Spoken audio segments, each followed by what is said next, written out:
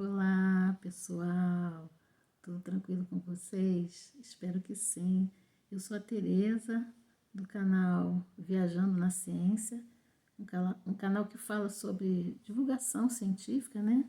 E também eu abordo a história, principalmente, né? Estou abordando agora esse pedacinho da história do início da ciência moderna até os dias de hoje. E eu vou dizer, é uma longa, longa história, uma jornada incrível que vale com certeza a pena a gente conhecer e que pode trazer fatos assim que constroem, né, muita coisa boa dentro da gente. Hoje eu trouxe vários livros até para mostrar, eu gosto de mostrar os livros para vocês, para as pessoas entenderem que a gente não tira isso do nada, né? A gente se baseia nas informações que a gente vai encontrando pelo caminho, são muitas informações até os dias de hoje, e há muita gente boa ainda, né? Explorando esse assunto, cada vez descobrindo mais coisas sobre essa história fantástica, que é a história da ciência moderna. Então, eu estou agora, já até tinha já falado com vocês, lendo esse livro, que é excelente, né? Livro que você acha no Brasil, em português, com certeza. É que eu atualmente estou aqui, né, na Espanha, mas esse aqui comprei no Brasil, tem pouco tempo que eu comprei ele, que é Galileu, né? E os Negadores da Ciência, do Mário Lívio. O Mário Lívio é um astrofísico norte-americano, né? Acredito que ele tenha origem também italiana, e ele resolveu escrever esse livro que com certeza reverbera de uma forma muito positiva para a gente, porque a história de Galileu é uma história, gente, incrível. Cada vez que eu leio, cada vez mais eu me assombro, né? Porque tem coisas assim que, nossa, muito, muito interessante mesmo. Muita coisa boa para ser aprendida aqui. E por que que eu falo tanto do Galileu, né? Eu quero que as pessoas entendam da importância desse personagem, porque eu digo personagem que ele participa agora de uma história, né? Que é a história da ciência mesmo, da história que continua até hoje, porque a história não acaba, né, gente? A história é um processo que vai ao longo do tempo, né, se desenvolvendo. E interessante que vocês vão ver, eu tenho citações aqui nesse livro do próprio Einstein, né? Falando, né, sobre a importância de Galileu. Eu até já falei para vocês no meu primeiro vídeo do rapaz que é físico, né, espanhol, e dizendo de como Galileu interferiu tão positivamente na vida dele, que é um exemplo de vida até hoje para ele, para a história dele. Aqui eles te falam, olha, Albert Einstein certa vez escreveu que Galileu é o pai da física moderna. Na verdade, não só da física, ele é pai de toda a ciência moderna. Isso foi o próprio Einstein que escreveu. E ainda Bertrand Russell falou, é o maior dos fundadores da ciência moderna. E Einstein vai e acrescenta que a descoberta e a utilização do raciocínio científico por Galileu foram uma das conquistas, olha só, mais importantes na história do conhecimento humano. Gente, é fantástico isso, né? Fantástico mesmo. Só para vocês terem uma ideia da importância de Galileu para nós. Então, eu sei que muita gente acha estranho, né, ficar falando do Galileu Galilei, nossa, o cara lá de 1600 e pouco. O que tem a ver com a gente hoje? Pois é, esse mundo que nós temos aí, apoiado nos conhecimentos científicos, ele começou ali, lá atrás. E em 1600 e pouco, o Galileu contribuiu de uma forma assim muito importante, trazendo para nós, né, através de experimentos científicos que ele realizava de uma forma, né, totalmente assim racional e corroborava aquilo tudo com o que, gente? Com a matemática, com o uso da matemática.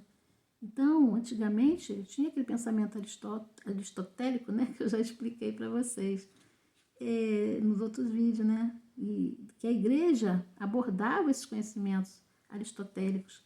E depois Galileu foi tendo contato com outro tipo de conhecimento, né, e outros que também pensavam de forma diferente, e ele começou a ver o mundo de uma outra forma e pesquisar através dessa outra forma, uma nova maneira de conhecer o mundo, que trouxe para a gente, com certeza, muitos e muitos benefícios, né? E esses benefícios estão aí até hoje, é o que nós temos aí no nosso mundo, e são coisas incríveis que começaram lá atrás com Galileu Galilei, lá, né, que hoje, né, é a Itália, a terra dele era Florença, e eu vou continuar no assunto que eu não acabei, né, da outra vez.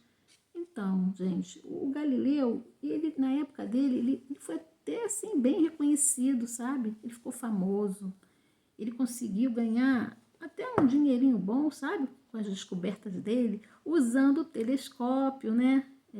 Usando o telescópio, lembram?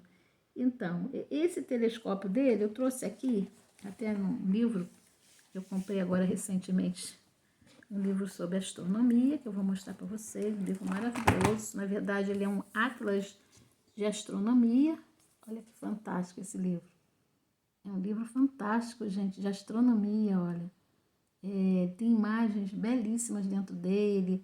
Ele fala, assim, particularmente, muitos assuntos, explicando o que são as estrelas, o que é um cometa. Olha, muita coisa boa nesse livro. E eu trouxe ele aqui porque encontrei nele o que seria, né, na verdade foi, né, a tal da luneta de Galileu, que está aqui nesse livro. Só um momentinho que eu vou ver aqui que eu tinha marcado aqui. Espero que eu não tenha desmarcado, não. Tá aqui. Só um pouquinho de paciência, gente. O livro é pesado. Né? É um atlas, né? Aqui. Vamos ver aqui. Isso aqui seria a luneta de Galileu. Vocês estão vendo? Aí são os desenhos dele da fase da Lua, né? Que ele observava através do telescópio, né? Na verdade, é um telescópio que ele fez, né? Eles chamavam de luneta. Mas é vamos dizer assim, um telescópio primitivo. Ele fez sozinho, ele que fez. Ele desenhou e ele mesmo fez o equipamento. Que depois ele até chegou a vender lá, né? Na Itália. E olha, gente, é uma história incrível mesmo, né? Do Galileu. Só que, como eu disse na outra parte, né? No último vídeo, então, gente, ele teve muitos problemas porque ele começou a descobrir uma série de coisas que começaram a incomodar na época. E teve esse negócio da luneta, né, do telescópio, né, o telescópio dele. Eu tô aqui com o nosso telescópiozinho aqui, ó, que a gente tem aqui em casa, né, não sei se dá para vocês verem aí, nosso telescópio. Pois é, ele é um telescópio, claro, né, mais moderno, não tem nada a ver com aquela, né, vamos dizer assim, luneta, né, que o Galileu tinha, que ele mesmo fez. Mas esse telescópio aqui dá pra gente ver um monte de coisa, gente, muito bonzinho também. Não é o telescópio de Galileu, mas é um telescópio bem bacaninha. Claro que é uma coisa simples, né? Ele não tem o alcance de um telescópio profissional, né? Esse aqui é um telescópio amador. Hoje fica mais fácil as pessoas terem, né? Naquela época era uma novidade. Tanto que ele levava pessoas em cima das torres para olhar, ver a lua, né? Começou a mostrar um mundo novo para aquelas pessoas. E isso fez dele um cara importante, né? Na época. Tinha uma grande importância.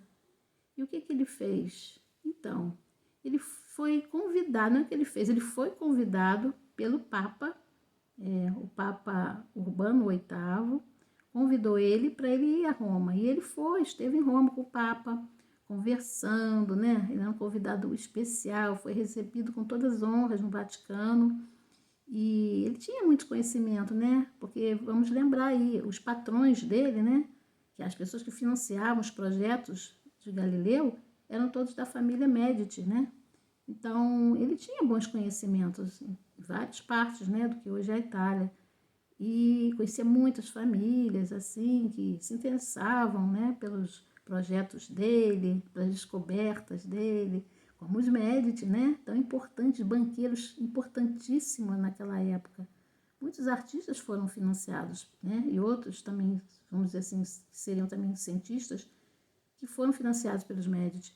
Mas então, aí voltando à história lá do Papa, ele conversou com o Papa Urbano, na verdade, ele era já um conhecido do Galileu, então ele tinha uma certa amizade, uma certa proximidade. E eles ficaram ali, os dois, conversando. Quando Galileu volta para a terra dele, ele volta com um projeto que ele tinha falado com o Papa, que era escrever aquele livro que ele tanto queria escrever, que era o Diálogos, né? Chamam hoje de Diálogos esse livro. O Diálogos era um livro, um projeto dele, que falava sobre essa questão, gente, do que era a Terra, né? Em si, como é que era, onde que a situação do planeta Terra. Vocês lembram que havia o heliocentrismo e o geocentrismo. E a igreja adotava o geocentrismo, achava que tudo que existia no universo estava o quê, gente? Ao redor da Terra. Então, a Terra era o centro do universo. Então, as estrelas, o Sol, tudo que havia, a Lua, girava em torno da Terra. Isso era a visão aristotélica, antiga, que veio lá dos gregos, né?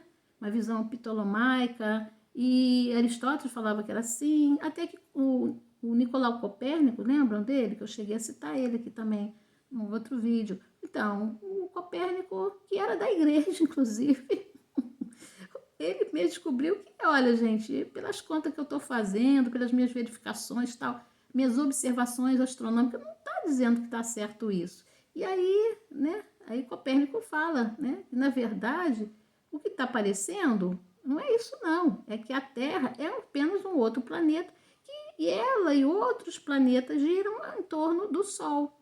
Essa visão é uma visão, né, heliocêntrica, quer dizer, tudo gira em torno da estrela, no caso é o nosso Sol. Isso não agradou a igreja, isso deu muita confusão, então estavam deixando aquilo quieto, né? É uma coisa herética, não se falava sobre isso, era heresia. Aí o Papa conversando, talvez de uma forma, né, muito mais de amizade que ele tinha por Galileu, admiração, ele estava achando a possibilidade até disso estar certo. Tanto que quando Galileu fala com ele e fala do projeto do livro, né, do diálogo, aqui a página aqui, né, gente, eu já tinha mostrado outra vez.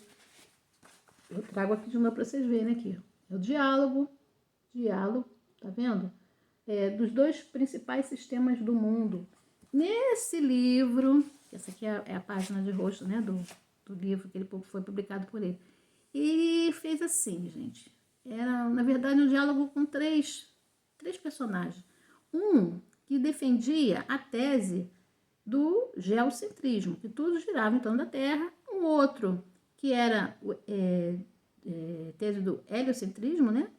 Ou seja, que a Terra realmente girava em torno do Sol. E uma outra pessoa que era, vamos dizer assim, um mediador, uma pessoa que ficava mediando aquela conversa, aquele debate, como fosse um debate. Só que o que aconteceu no final?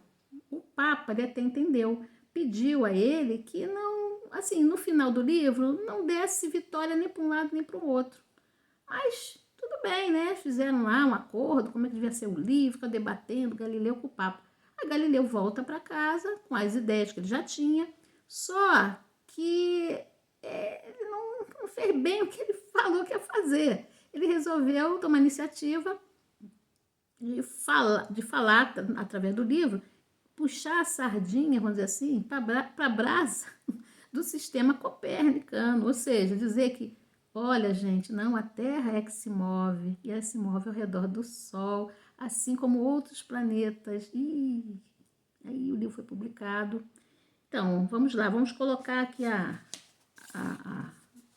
as datas para ficar mais assim, conciso da gente entender. O Galileu teve em 1630, eu escrevi aqui para não esquecer, lá falando com o Papa. Pois é, ele voltou para casa, tal, retornou, pensando o que ia fazer, e resolveu escrever o diálogo sobre os dois principais sistemas do mundo, dessa forma que eu falei para vocês, não da forma que o Papa realmente gostaria, né?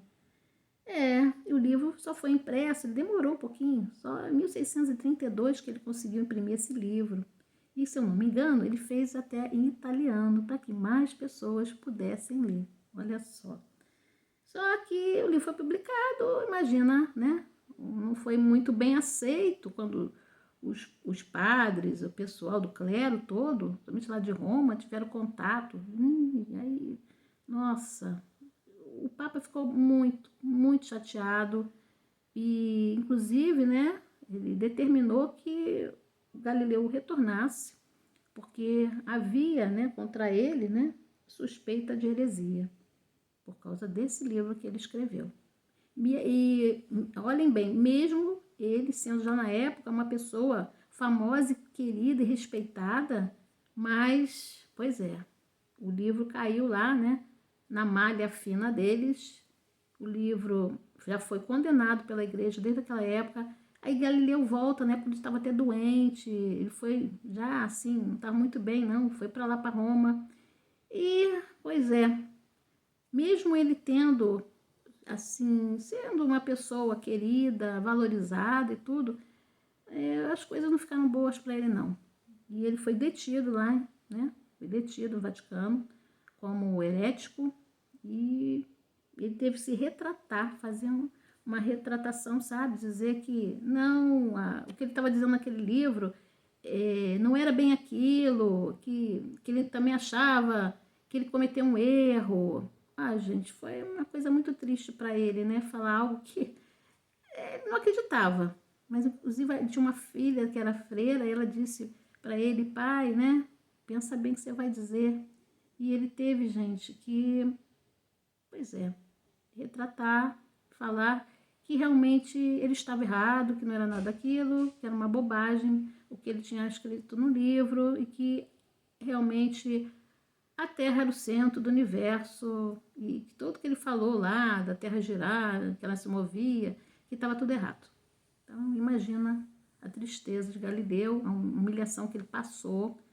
Mas naquela época, se você não se retratasse, não se arrependesse, muito bem arrependidinho, era condenado, inclusive, à própria fogueira, né?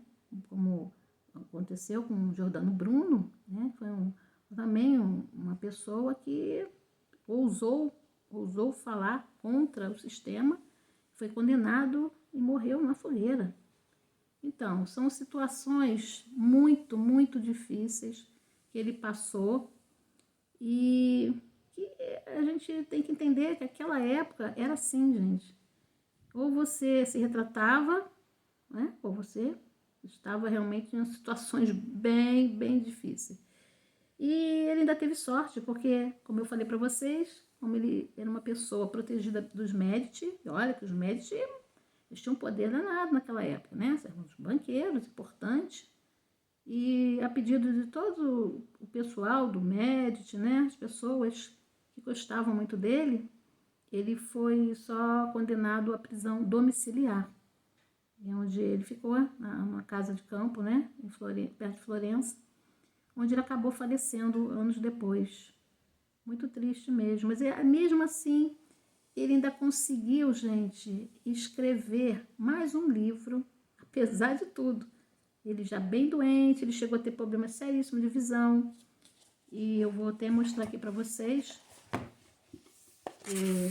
a fotinha dele aqui. Eu tenho, né, aqui no livro aqui, esse aqui, olha, que eu estava falando para vocês. Deixa eu colocar aqui no livrinho. Tem a foto dele. Olha aqui a foto dele. Essa aqui é a foto do Galileu, né? Ele bem mais jovem. Eu acho que é um dos primeiros retratos que fizeram dele. Aqui embaixo vocês podem ver aí na fotografia também. Então, os primeiros telescópios que ele mesmo construiu, né?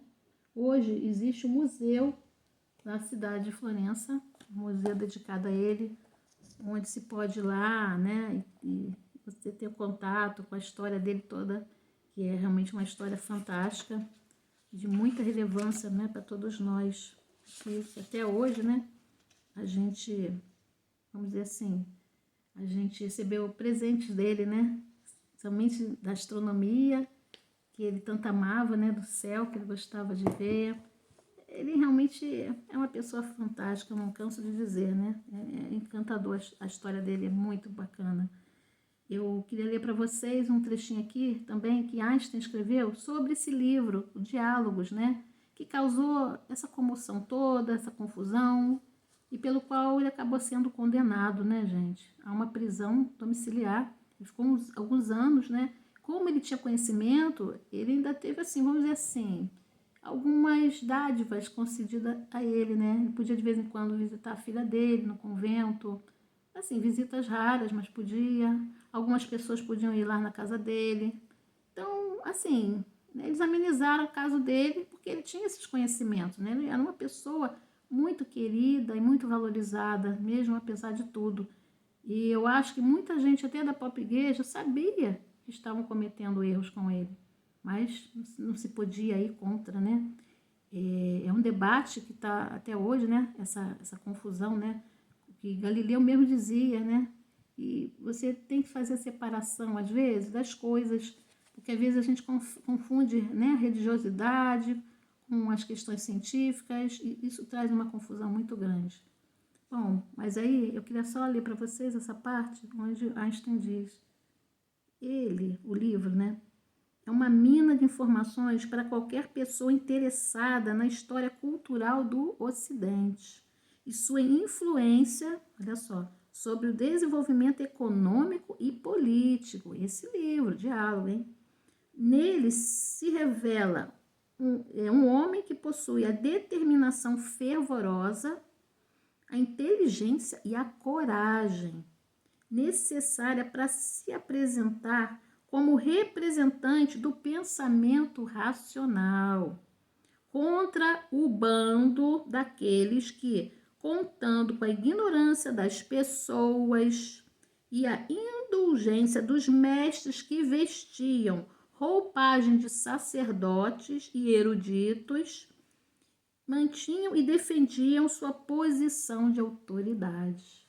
Isso foi Einstein que escreveu sobre o livro Diálogos, esse que, né, eu falei agora para vocês.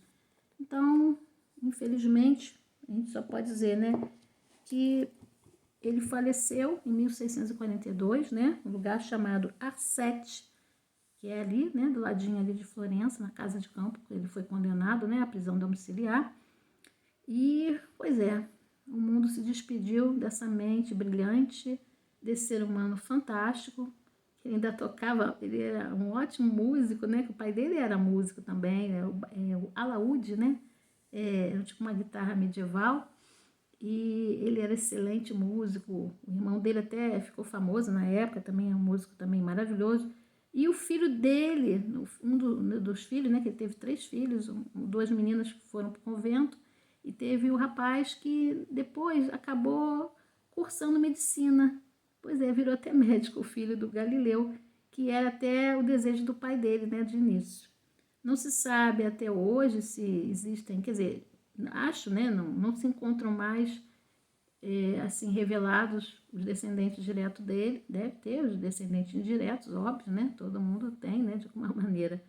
Mas, pois é, nós temos essa história fantástica desse ser humano, brilhante, né? De alta estatura, que, assim, deixou muitas coisas boas aqui no planeta, né? E a gente tem que ter reverência por essa inteligência, por esse ser humano maravilhoso que foi o Galileu Galilei.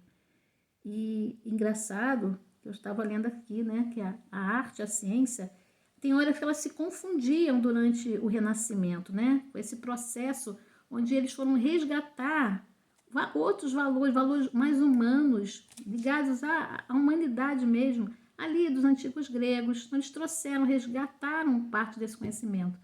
E às vezes haviam pessoas, artistas principalmente, que eles começaram a misturar coisas que pareciam do âmbito científico com outras coisas que eram das artes.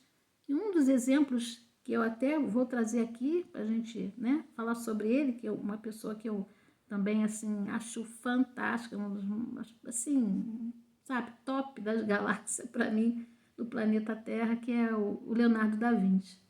Que ele é um desses exemplos, né, que misturou arte e ciência. Porque o Leonardo, ele era tanta coisa, uma pessoa só. Ele pintava, ele escrevia, ele fazia máquinas, ele projetava, nossa, gente, tanta coisa fantástica.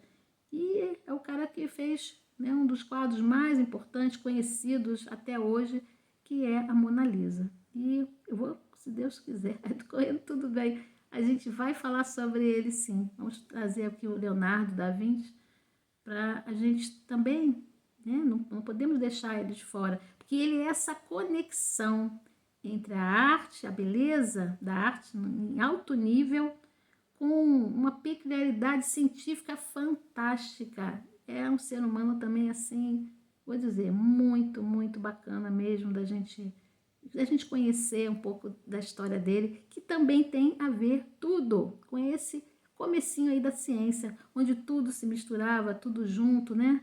É fantástico. Então, gente, agradeço a vocês pela paciência, paciência de todos. Se vocês gostaram desse conteúdo e se interessaram por esse assunto, por favor, não esqueçam de dar o joinha, de se inscreverem no canal, porque isso facilita para que esse conhecimento possa chegar a mais pessoas, né? Pessoas que nem conhecem ou pouco conhecem sobre esse comecinho da história da ciência, que às vezes é abordado por muitos canais, mas de uma maneira assim, muito assim acadêmica, né? E às vezes não chega, não reverbera de acordo com as pessoas, que deveria, né?